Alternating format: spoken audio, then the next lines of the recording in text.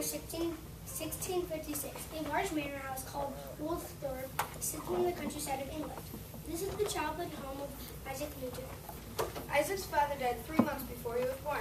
As was the custom of the time, Isaac's mother Hannah was urged to remarry quickly. She accepted the proposal of Reverend Barnabas Smith. Reverend Smith treated Isaac like his own son, even after his son and 2 daughters were born. When Reverend Smith died, he even lost a property of his own. But 1656 is a difficult time in England. The whole country has its problems. Taxes are very high, wages are very low, it is hard to find help to harvest crops. Hannah Smith discusses the situation with her brothers, Isaac's uncles. I don't have a choice anymore. Isaac has to leave the schooling, and I'm helping her on the farm. I agree, dear sister. You need to help Isaac and learn how to run a farm. It is a useful occupation. I could use the help here, at least until the younger children get older and they can help. Isaac has a good mechanical mind. It is the custom of the time that when the children reach a certain age, they go away to school. Isaac was at school in the nearby village of Grantham. He returned home and his stepmother died to help his mother and Uncle George with the farm. So it was decided that Isaac would return home. Isaac is much older than his half-brother and his half-sisters, but he enjoys their company and is particularly close to them. They often watch Isaac as he does strange things and conducts odd experiments. What is that, Isaac? It's a windmill, Mary. You know, like the one they built down on Gunnerby Road? But that one is huge. This one is so small. What will it do? This one has a mouth. It is smaller than the real one. I wanted to see how the wind made the paddles turn. You were always building something, Isaac. Why? I don't know. I just like to do it.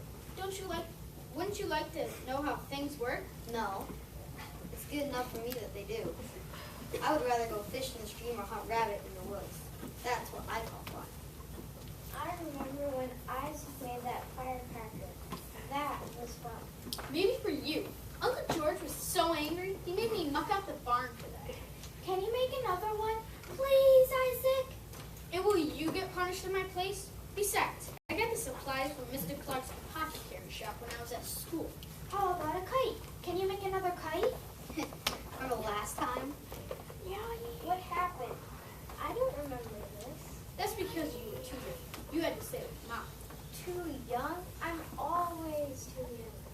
Isaac made a kite, and he showed us how to fly it. It was hard to get in the air at first, but then it almost feels like you have a wild animal at the end of a long string. Isaac tied a small lantern to the tail of the kite. We flew the kite for a few more tries.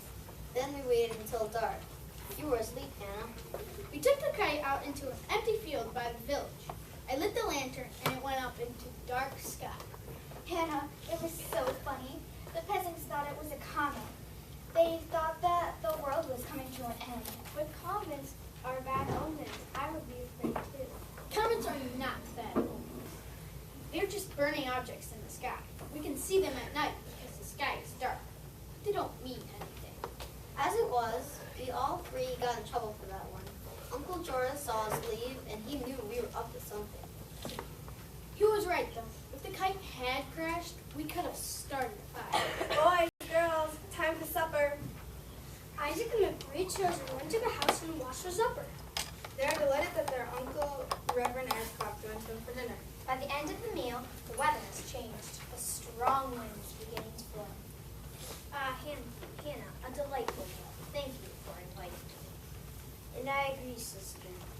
Isaac, the wind is beginning to pick up. The animals need to be put in the barn for the night, and the doors need to be shut tight. Can I help? I want to help Isaac. Not this time, Ben. You stay here in the house. I'll play a game of cards with you when I get back. Isaac pulls on his coat and goes out the front door. Isaac is a good lad. It is a shame he could have not stayed. I agree with you. What else could we do? I need to help here, at least until Isaac and Mary are able to. Sometimes I think he might be better suited for schooling than farming. Why is that? Isaac is a thinker. Yes, he likes to build things, but often I find him daydreaming about the funniest things when he should be doing chores. He is indeed absent-minded. Just last week he was leading the barn mare down the front rode down to the front pasture, he began to think about something odd. The horse slipped out of the bridle and trotted back to the stable alone. Isaac was so deep in thought he didn't notice. We thought something had happened to him. When we caught up with him, he was still holding the bridle. He didn't even know the horse was no longer behind him. Mama, has Isaac come back from the barn yet? Is it back yet? No, and he promised to play a game with me. He's been gone a long time. He should have finished by now. Perhaps something has happened. The strong wind knocked the person down. The whole family is so concerned that they head for the barn. Immediately they can tell that the barn doors still stand wide open. Isaac is nowhere in sight. There he is. Where, lad? Just inside, up there in the loft. At that moment, just as a large gust of wind pushes them closer, they watch in amazement as they see Isaac jump from the loft and land on the soft table below. Isaac Newton, what are you doing? Isaac, why aren't these doors shut? And why are the animals still outside? Oh, I forgot. But wait, look what I've discovered. I am measuring the force of wind. Your what? The wind! I jump just as the wind moves. The stronger the gust, the farther I go before I hit the ground. Isn't it amazing? I want to try it. Oh, Isaac, what am I going to do with you? Benjamin, stay here. I don't think Isaac is cut out to be a farmer. Yes, I agree. You may want to reconsider your decision. I can make arrangements for Isaac